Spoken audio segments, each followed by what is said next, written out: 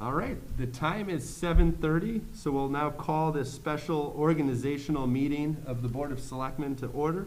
I just want to start off by congratulating all of the selectmen who are up here this evening. I am looking forward to working with all of you on the tasks ahead. So the first item on the agenda is to vote on a deputy first selectman for the town. Are there any nominations? Or is there a motion? Yep. There is no, Dave, there's no pledge of allegiance. Yep. Okay. Michael.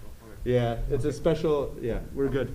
So is there a motion for a deputy first selectman or a nomination? I'd like to make a nomination for Michael Pelton to be the deputy first selectman. Is there a second? I second that. Thank you, Sean. Is there any discussion? All right, seeing none, we ready to take a vote? All those in favor signify by saying aye. Aye. Aye. Any noes? Any abstentions? All right, congratulations, Mike.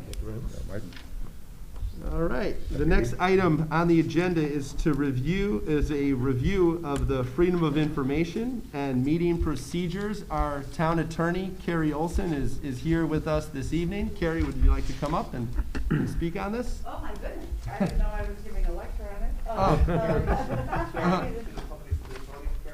I'm sorry. Not to put you on the spot, Carrie, That's either. okay. No, I was going to say, the last time I was here, I was doing the training for the ZBA, so I'm sorry, I didn't realize the setup.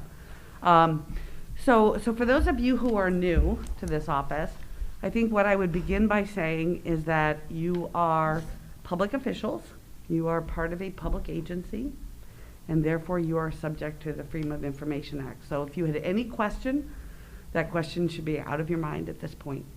You are subject to it. You should be aware of the fact that whenever you conduct business as a Board of Selectmen, you need to be in a duly noticed public meeting. A quorum of you discussing anything regarding the town of Portland over which you have jurisdiction, whether it's advisory or supervisory or otherwise, without proper notice to the public in advance, will constitute an illegal meeting. So you need to be very careful. And what that means is, and what I tell all of my public officials is, illegal meetings can occur anywhere, even by happenstance. You know, if a quorum of you meets up in the grocery store and starts talking town business, that's an illegal meeting. If a quorum of you sends emails back and forth about town business, that's an illegal meeting. So everything has to be properly noticed so that the public not only knows what you're talking about, but has the right to attend and listen, okay? They don't necessarily have a right to comment, but they have a right to attend and listen. So what I say to all my public officials is really be careful about that reply all button, because if somebody disseminates information to all of you for the next meeting, and you hit reply all and start talking about it, you could be effectively violating the Freedom of Information Act. There are some exceptions to that. For example, you have the right to talk amongst yourselves about when your next meeting is going to be scheduled for and whether you want certain items on the agenda. Again, you can't discuss the substance of those items, but whether it should be on the agenda or not. If you hit reply all on those issues, you're okay. But anything of substance has to be at a duly noticed public meeting. I would also advise all of you as public officials to set up a separate either Gmail account or at least a separate file on your computer systems so that any information that comes into you that's related to your office here is kept separate from your personal stuff. You don't want to start intermingling your personal information with town business. So if you have a separate Gmail account or at a minimum a separate file that all of your emails and correspondence immediately get put into, it will help protect your personal information from later being subject to potentially a Freedom of Information Act request, or even, for that matter, a subpoena. I don't know if I hit all of the appropriate highlights. I know that I also was supposed to talk about meeting procedures, and I know you've been given your rules. You should be aware of the fact that the town of Portland, by default, follows Robert's rules. And Robert's rules in general means that all business is conducted through motions. Again, in order to keep order, everything is conducted through motions. And I have to say, the first time I had to lecture on Robert's rules for CCM, that's the Connecticut Conference of Municipalities, I was reading the abridged versions of Robert's rules, and I was sitting there going, who is this Robert, and what are these rules?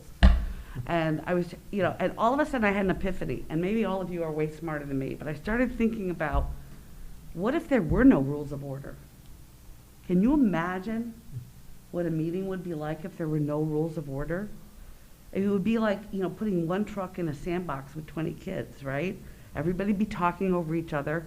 But even more importantly, without proper motions and seconds, at the end of the night, you may not even know what business got conducted. So that's really the purpose of Robert's rules. And what I also say to my public officials, the abridged version of Robert's rules is 800 pages, okay? There's a lot of Robert's rules that apply more in the context of a corporation than a municipality, because you're also subject to statutes. So there's and your charter. So there's going to be instances where you don't follow Robert's rule because there's a statute or a charter rule that tells you to do something differently, right? But the default rule is Robert's rules. And what I say to everybody is, look, you do your best when it comes to Robert's rules. They can get complicated. But again, if all business that's conducted is done with first a motion, a second, a discussion, and an appropriate vote, at the end of the day, if there's some mistake about, did I make the correct amendment, or did we follow Robert's rules to the T? Look, Robert's not going to swoop down from the sky and have you drawn and quartered in the town square. You have to just do your best. And again, if you remember the purpose of the rules, it really does help you to apply them. And I don't know if any of you have questions of me. I mean, my lecture on this stuff is usually like 3 hours long, and I know you are not intending that tonight. I do have a PowerPoint. If you all do have questions, happy to schedule a night to come and talk to you and just do training. We can do it for all your boards and commissions and disseminate the PowerPoint. But again, for those of you who aren't familiar with all of this stuff, that's sort of the highlights. It's just to be aware that everything you say or do in your official capacity is potentially subject to public dissemination. So you do want to be very careful. Are there any questions? Did I not touch on something that somebody really had a lot of questions about? Okay, well, I'm here to answer questions, and I do want to commend all of you, and I have to say, public service can be rewarding, but it can also be stressful, and I commend each and every one of you for volunteering for this. So, Thank you, Carrie. look forward to working with you. Thank you. So, the selectmen, you all have highlights from the Freedom of Information Commission. So I would just suggest that you review those at your leisure. They do come in handy. I know, as town clerk, I often would have questions on freedom of information. I just called Tom Hennick today at FOI, and he's always very helpful. So I would recommend that you can always reach out to him as well if you have any questions. He's always very helpful. The next item on the agenda is to approve the rules of procedure for Board of Selectmen meetings. This is the same procedure that should be familiar to the incumbent selectmen already. It just has the, as Dave alluded to earlier, there's typically a Pledge of Allegiance at the beginning of every meeting, aside from this one. Sorry about that. So we threw you a curveball, Dave. But yeah, so if you look on there, it's got acceptance of the agenda, approved minutes. There's there's always, there's a public comment in the beginning of a meeting, and then there's an additional public comment towards the end of a meeting. And then another item, there's a general discussion for the board, there's follow-up items, and then it describes the procedure for executive session if we need that, and there's only several reasons we can go into executive session, but it highlights that in this. So I don't know if you guys would like to take a moment to review this, or if you are comfortable in moving adoption.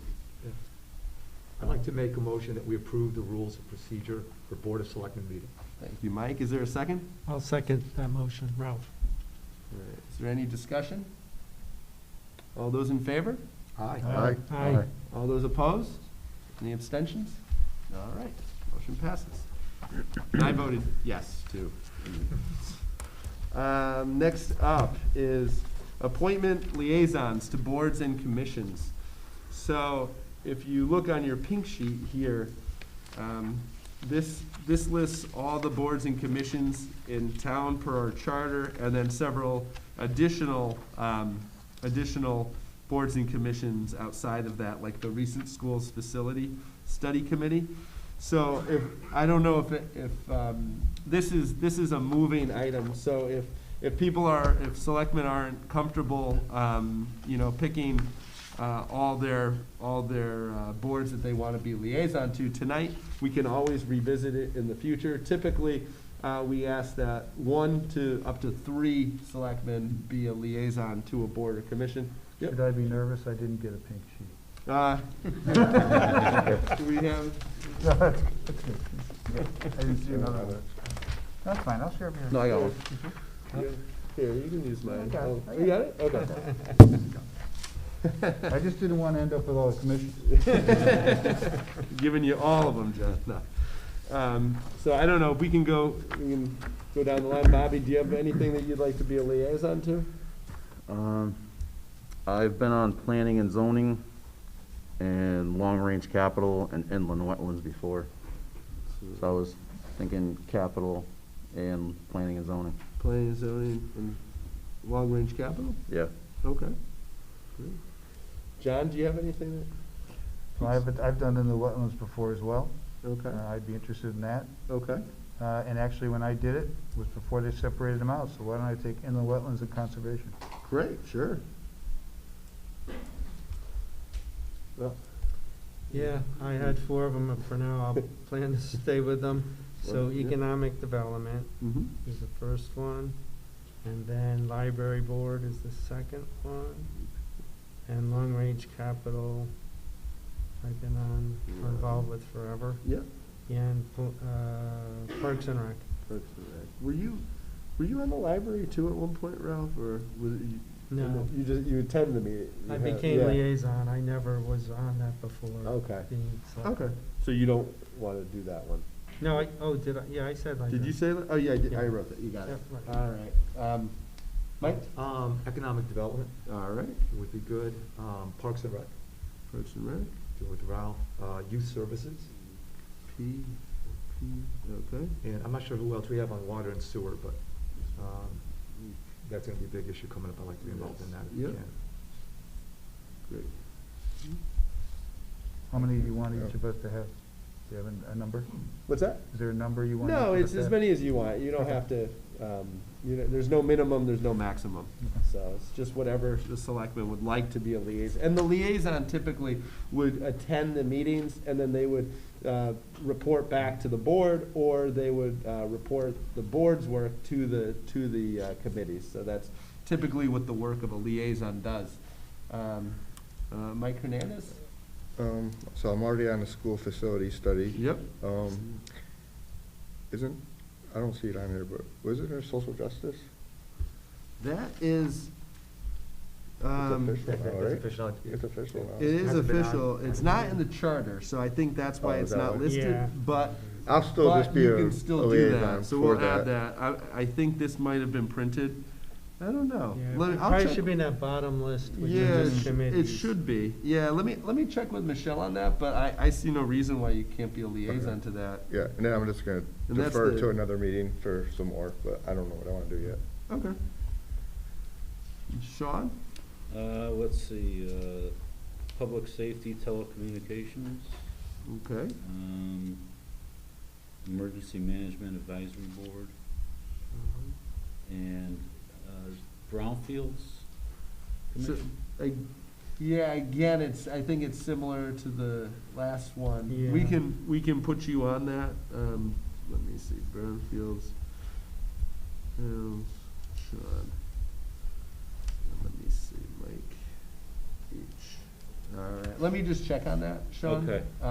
But as long, you know, that's as long as we can do it, that's yours. All right. And then, I'm not going to pick any today. My plan is, as a new first selectman, I plan on attending, every board and commission, at least for a meeting, and getting up to speed with each group. We have so many, boards and commissions in town, and they all do important work. So I'd like to visit them all. I'm not gonna be able to hit them all in the first month, I think, but I will get to all of them, I promise. And so that's just something that I plan on doing. All right. So we can move on to the next item here, and that is to set the meeting dates for the calendar year of 2022, and that is your yellow sheet. So take a look at that real quick. Let me know if there's any dates on there that might jump out at you. Can I reach out to Tim about graduation? Do we have a graduation date set? No, I don't know. Yeah. The meeting we hold in December, we will be setting the graduation date. It's on the agenda. Okay, So it's not been established yet. okay. So if there's a I thought like conflict, June 15th, like usually it's around time of graduation, so it is. we all typically attend that, so. Yeah. I would suggest that we leave it for now, and then we can always, Amend it later. change it down the road, but that is a good point. Thank you, Mike. And then October, I didn't this year, I forget if it was holiday, Yom Kippur or Rosh Hashanah or something, Let's see. do you know? Let me see. I don't remember which one it was. Yom Kippur is, that's a good point. That is October 5th. So, would the board like to change that meeting date? I'm fine with changing it to the following Wednesday, or would you prefer not I to? think typically, I think we did it for Lou, but Lou Pear, I believe. It was Okay. a holiday that he celebrated, so I'm not really sure how we move forward. I think Susan wanted to keep it standing. I thought she was last year, Okay. or a couple months ago, but. Well, if no one has a problem with October 5th, we can keep it as is. Yeah. But, I mean, and we can always. Again, we Find could- out something between now and then, we've got time. Yeah. We have plenty of Sounds time to good. amend it if we need to. Okay, so is there a motion to approve the meeting dates for the calendar year 2022? I'll make a motion, we approve the calendar dates, meeting dates for October 22. Thank I you, make John. a second. Thank you, Sean. Any discussion? All right, all those in favor? Aye. Any opposed? Any abstentions? All right, the motion passes. Next item on the agenda is public comment. Is there any public comment? Here in. Nothing on the chat? All right. It's a good sign to start, right? It's a good sign. Absolutely. All right, so if there's no public comment, I'll entertain a motion to adjourn this special meeting. I will make that motion. Thank I you, will Mike. second that motion. All right, all those in favor? Aye. All those opposed? Any abstentions? All right, thank you, guys. Our first meeting, all right. Got it on your belt. Yeah, it's not bad. We do.